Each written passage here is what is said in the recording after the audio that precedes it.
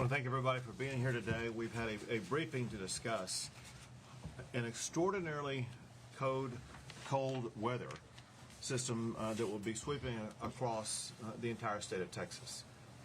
There will be ultra cold temperatures, and we need to make sure that everybody in the state of Texas is aware of what's coming, but also aware of two primary issues that I want to focus on. The first thing is we want to make it through this episode protecting the life of every Texan. And there are several ways we go about that. One is to ensure that every Texan is aware of what they can do for themselves to make sure that they do not expose themselves to cold temperature in a way that would cause them to lose their lives. Point being, when we get to the time periods that are going to be the coldest, the recommendation would be, if at all possible, for you to stay in your home or other locations so you're not going outside exposing yourself to that cold temperature.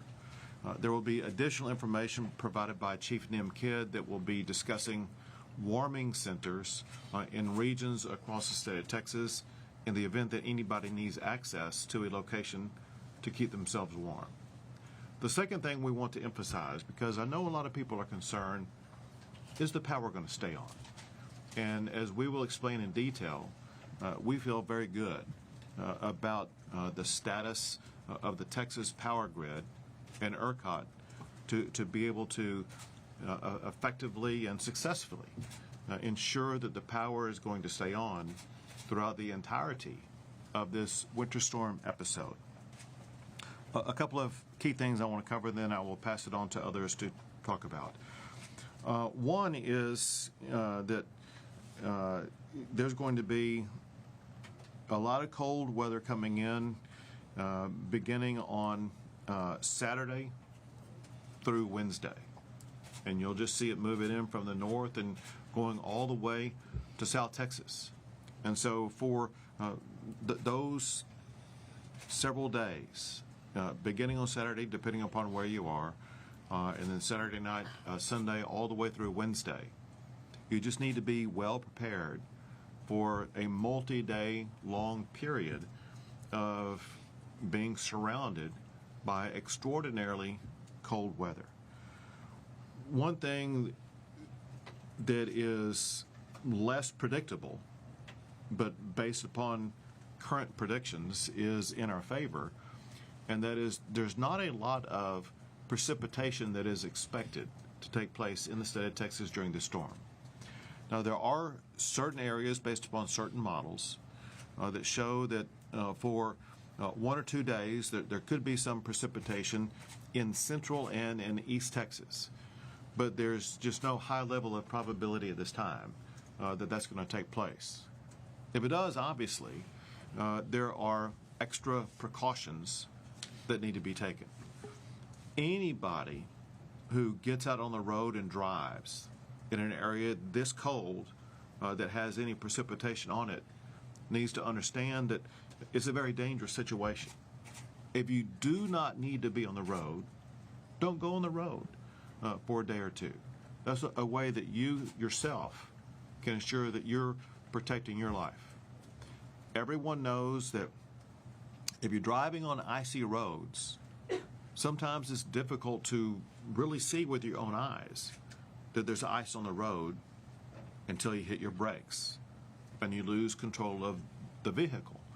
And so just be very, very cautious, because part of the precipitation coming down would be in the form of ice and can turn into black ice, which is impossible to see. I cannot overemphasize, if you do not need to be driving, don't do so.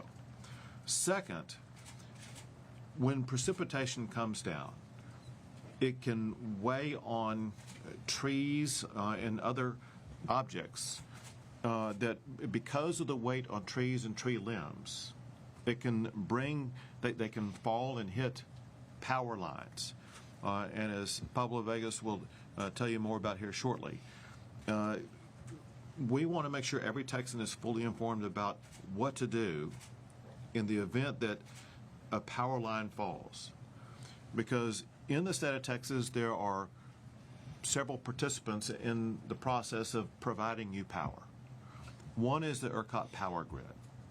And once again, we believe that the power grid ERCOT is going to be able to ensure that power is available through the entirety of this winter storm.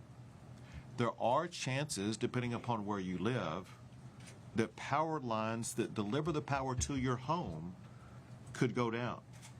That is an issue for your local power company. Pablo Vegas is going to explain to you ways in which you can quickly contact your power company to make sure that they are involved in the process of getting your power back going again. I can tell you this, and that is those local power providers, they understand about the challenges they will be dealing with, and they are making the preparations necessary, that they have the staffing involved to rush getting power lines back up again. When you look at the depths of the cold temperature, and when you look at power demand, and when you factor in time periods when there's going to be a lower supply of wind available for the power grid, there's going to be two time periods when it's going to be a little bit closer on power availability. Those two time periods will be Tuesday morning and Wednesday morning. Right now, based upon the briefing that we just had, ERCOT explained that we should have sufficient power to make it through that time period. I just want to do everything possible to be transparent to all Texans, just to know that as we sit here on Friday, knowing things can change in the next few days, we are expecting Tuesday morning and Wednesday morning to be the tightest times for the ERCOT power grid. Know this, and that is power generators are fully inspected and prepared and winterized for this process. They have never been as prepared for a winter event as they are today, including having a secondary source of fuel available to make sure that they will not lose access to fuel the power generation that's needed to send throughout the entire grid to make sure that you're going to be able to heat your home. And with that, I am going to, at this time, pass it over to Pablo Vegas, the head of the ERCOT power grid system in the state of Texas. Thank you very much, Governor Abbott. So I want to start by saying that ERCOT, we're very closely monitoring all of the weather conditions as it relates to this weather event, and we are prepared to deal with this event. This cold weather front that's moving into Texas is not just only affecting the ERCOT grid, it is also affecting grids across the nation. So this is going to be a nationwide cold weather event. We're going to be coordinating very closely across the industry to make sure that we work to support each other as the coldest periods occur. And this includes areas across Texas that are not covered by the ERCOT power grid. So if you think about East Texas, that's covered by Entergy. Up in the Panhandle, where we have SWEPCO and TNMP. And in West Texas, where we have El Paso. Those are not part of the ERCOT grid, but we'll be working closely with those grid operators and utility companies to make sure that we do everything we can to try to ensure power stays on consistently. As the governor noted, at this point, we do expect the ERCOT grid to be normal conditions throughout this weather event. There's not an expectation of an energy emergency, and we are not calling for conservation at this point in time. Now, things can change, and if it does change, we'll continue to communicate openly over the course of this weekend if those conditions do change and we do need conservation. But we're not calling for conservation now. We've issued a weather watch to cover this event. That's because we do expect conditions to be very cold and demand to be very high. So we've got a weather watch in place, and we'll be continuing to update that throughout the course of this event.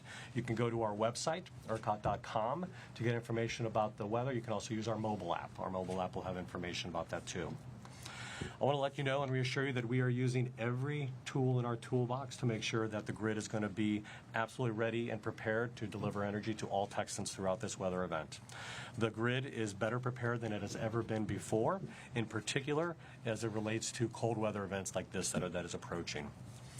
Whenever you have a winter weather event like this, there's always a possibility that you could get ice on lines or high winds that could cause localized outages, as the governor mentioned. In those cases, that's the local utility company's responsibility to deal with that. So we encourage folks that have power outages to contact either their local utility and go to their website if they want to get information, or you can go to the puctexas.gov/storm site, which is right up here. This will have information on how to access your local utility information and also have information about outages as well.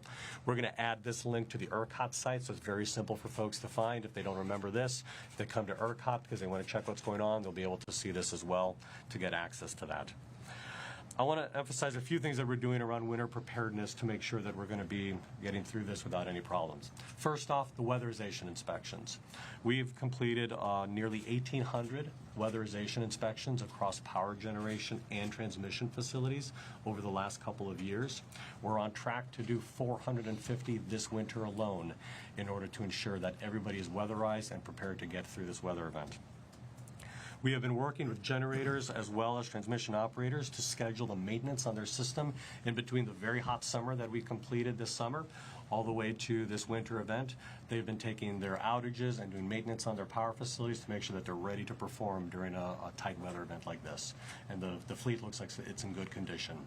In addition, the fuel supplies look solid across the board, from coal piles to the gas supply. We expect there to be adequate fuel to meet the needs of Texans throughout this entire event as well, so fuel shouldn't be an issue. And I want to, again, reinforce, we're using every tool in our toolbox, the conservative operations, making sure we bring on units earlier if we need to, in order to make sure we've got enough power to meet demand. We're going to be using all of those techniques throughout this weather event. So with that, I urge all Texans to stay safe during this cold winter event, and I'll turn it over to Chairwoman Craddock to talk a little bit about what's going on at the Railroad Commission. Thank you, Pablo. So first and foremost, we are the natural gas group, and I want to say lines are packed and we have more storage available and full than we ever have before.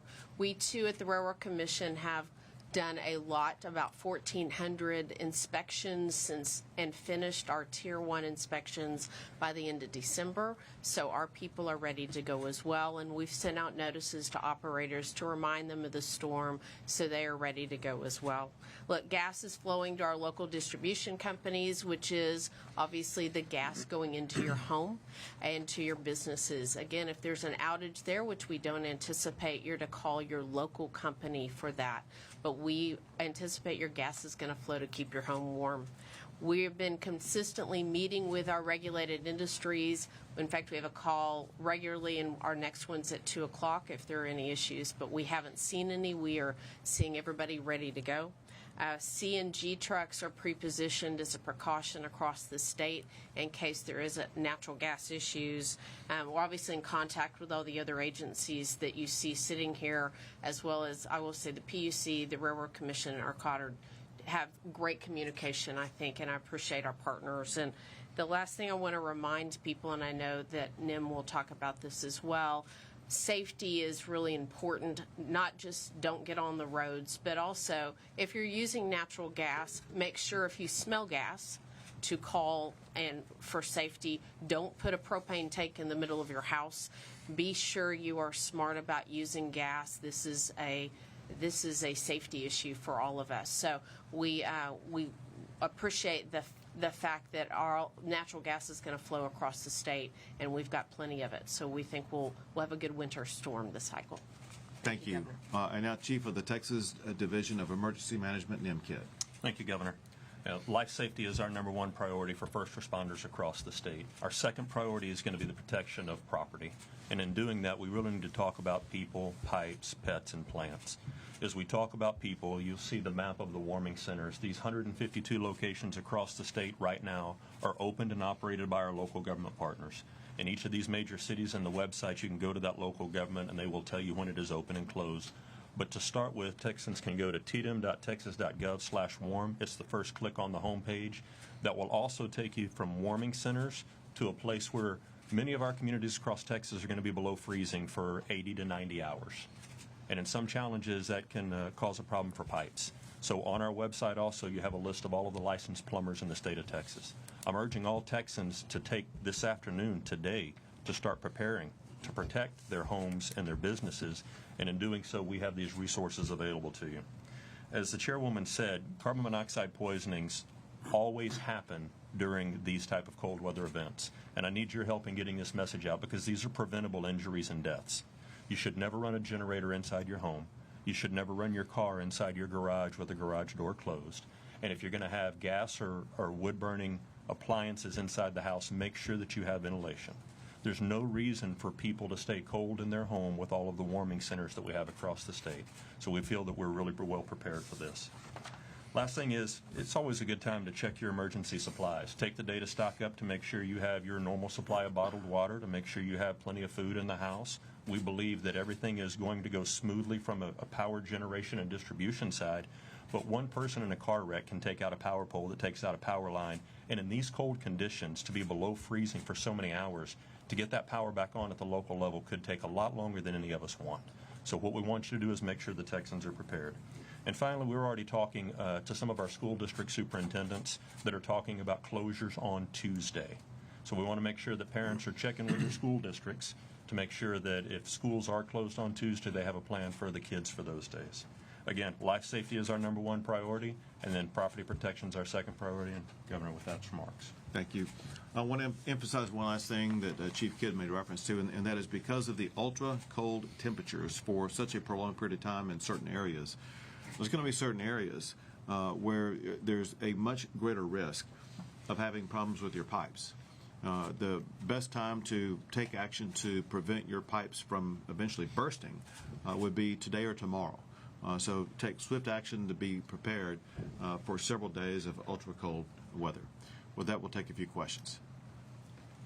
Governor, I wanted to ask you about some of the long-term investments that the legislature made, and you signed into law with SB 6, SB 7, making investments to build new power plants. What's the timeline there? When do we expect to see those investments fully come to fruition, and when could all of those plants come onto the grid? So, and I'll answer the question followed by Pablo, who has a little bit more detailed information. But for one, even before the laws that I signed in the aftermath of this last session that provides economic incentives for more power generation in the state of Texas, we had more power coming onto the grid. Over 2023 and in 2024, there have been many announcements of more power coming onto the grid. Pablo and I did one in Houston, Texas, with Calpine in December. There were some announcements before that. And you also see a massive increase in battery power generation already, but also forthcoming for the remainder of this year. There are literally dozens, not scores, of projects in the early stages of announcement of adding more power to the grid. So we see great promise in more power generation coming to the state of Texas, and that's going to be especially true because of the law that I signed, providing those economic incentives that drives down the cost of providing that additional power. You want to add to that? Yeah, Texas provides an outstanding economic environment for investment in power generation. The demand and the economy is growing in the state. That is very clear. We are starting to see a lot of the power generators evaluate projects that they have been working on to advance them more quickly. It can take, on average, 3-4 years to build a power plant on average. But during that time that those power plants are constructed and built, we expect to see rapid increases in the availability of battery storage, probably doubling the amount of battery storage in the state of Texas this year alone, and seeing continued growth in 25, 26, and 27. In addition to, of course, we've seen a lot of growth on the renewable fleet as well. Solar growth is continuing very rapidly, which is great in the summer when we need that to cover the big peaks in the summer. But the environment in Texas is strong for investment, and we're seeing the movement on that's well supported by the legislation that was passed. Okay, go ahead. You talked a bit about the thermal fleet. Can you talk about projections for wind and solar during this event? Yeah, because this is not a heavy precipitation weather event, we expect the wind performance to remain strong throughout the next several days. As the governor pointed out, Tuesday into Tuesday night, that's where we see a little ebbing in the wind, but it's not any issue with freezing that we expect. We expect it more just to be traditional kind of wind flows. And then on the solar front, it's cloudy on Monday is what we're forecasting, but good performance on Tuesday and Wednesday, so we expect to have strong solar performance those days. So we do expect the renewable fleet to be a core component of delivering power throughout this event. Governor Abbott, I know that we're here to talk about the weather event. Respectfully, there's another story that's getting a lot of attention, which is what's going down at the southern border. The federal government has alleged that the Texas National Guard is blocking access to a crucial part of the border. What's your reaction to that, and did that come down from state leaders? Yeah, very happy to answer the question, and I will. But because of the magnitude of the storm, let me take other questions first, and I'll come back to you. I appreciate that. I'm sorry if I missed it, but is is there a need for any road preps or anything like that? You did not miss it. I'm glad you asked it. The answer is yes. TxDOT is engaged already in making sure that roads are going to be prepared across the entire state of Texas. As I mentioned earlier, there's a greater chance of precipitation in central and east Texas, and that's where the primary focus is right now. But also, as I mentioned earlier, there's not clarity about exactly where we will have precipitation, and so there's going to be great flexibility by TxDOT in every region of the state of Texas to make sure they are treating roads in a way to prepare them for potential travel over roads that are icy, that have snow or other aspects to it that make it dangerous for people to drive. TxDOT's primary focus is public safety right now on our roadways. Commissioner Craddock mentioned natural gas supplies to homes and businesses. What about motor fuels? Are you confident that the stations around the state will have adequate gas and diesel supply? While we don't do that directly, yes, we don't anticipate a problem. Everybody's staged and ready to go, and we should have plenty of fuel in the state. Thank you. Governor Abbott, Chief Kid. Your press release on January 7th mentioned that part of level 2 readiness was having volunteer organizations be mobilized. Could you talk more about what that entails, what these volunteers do? Yes, ma'am. Great question. And a lot of that has to do with our warming centers and locations. So across cities where they will open up with either city employees or volunteer or faith-based organizations to help staff those warming centers. So our VOADs, our volunteer organizations active in disaster, are fully engaged with our local partners, and most of the people you see sitting on this first table here behind us in this room are coordinating with them all over the state. Are there any resources of looking at the warming stations for folks who are maybe more in the outskirts of the rural parts of the state who are looking for warming centers or other places to shelter during? Yeah, great question. And as you start drilling down on this map, you'll see a little bit more. Right now, the urban areas are the ones that are primarily focused on it, but this map is a live map. So as those locals open one up, it'll be populated in those areas. Yes, ma'am. You know, if I could emphasize, there's certain core pieces of information that the public needs to know, and the more that you and others can publish information where people can do one click and go find where a warming center is, that would be fantastic and very helpful. Right there. tdm.texas.gov/warm. Works on your mobile device as well as on the computer. In comparison to some of the winter storms we've had in the past couple of years, I mean, how serious is this one looking to be? I think oftentimes people think with severe weather warnings, oh, I'll be fine, you know. So what's your message to Texans about the severity of this one in particular? This is basically a polar vortex that's descending upon Texas. There's one of the coldest episodes we'll have been through. It's different than Winter Storm Uri in two ways.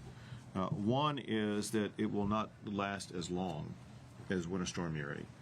Also in Winter Storm Uri, there were times when almost, if not the entirety of the state of Texas, was under cloud cover, and it made it more difficult for all of the power fleet to be operational.